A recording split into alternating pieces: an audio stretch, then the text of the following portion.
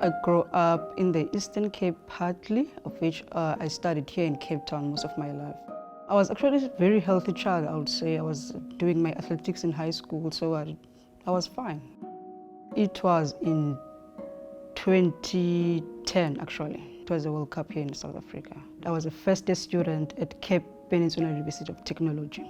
I noticed that I couldn't climb the stairs at the university. Like I could, but then I could get tired very easily. And then I was losing weight. Didn't make sense. I mean, I was eating what I was eating. So I went to the private doctor. The private doctor checks for all common diseases. They all came back negative.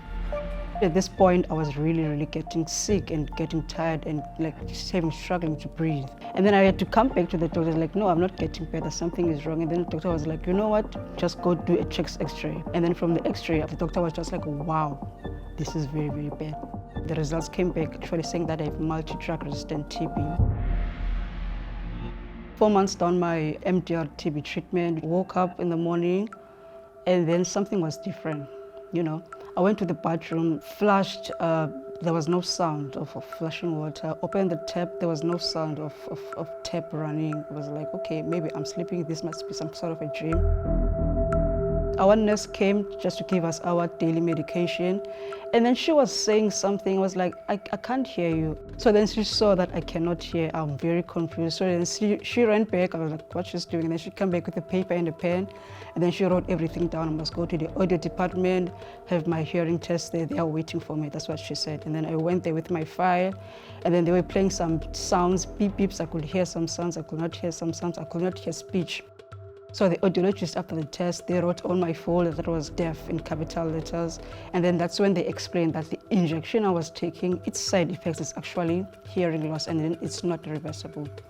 So that's how I found out I was deaf. I was asking the audiologist at Brooklyn Chest on, is it possible that I can get my hearing back? And then he said yes, they are cochlear implants, but he doesn't think I will be a good candidate for them and that they are very expensive. I was like, okay.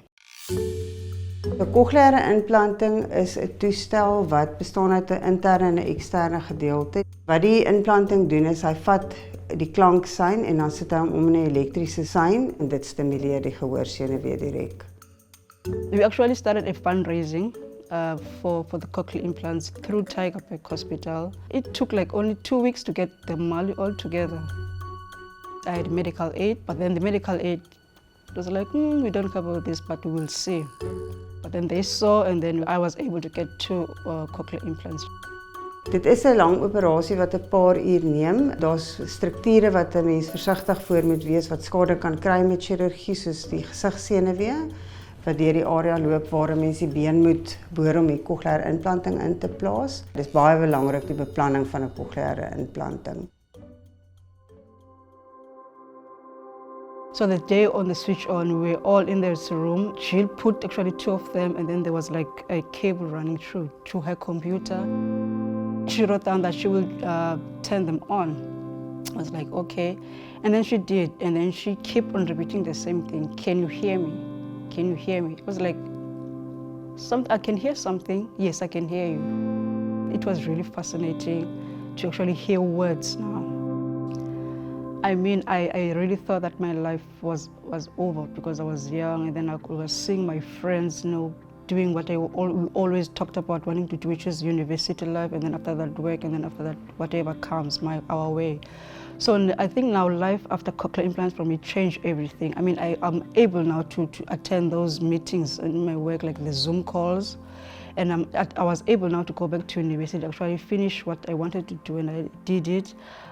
I'm able now to have a normal conversation with people without them having to write anything down. Now I can actually be independent, not do what I've always wanted to do, and I have done it, and I'm still doing it now. I mean, I think that's awesome.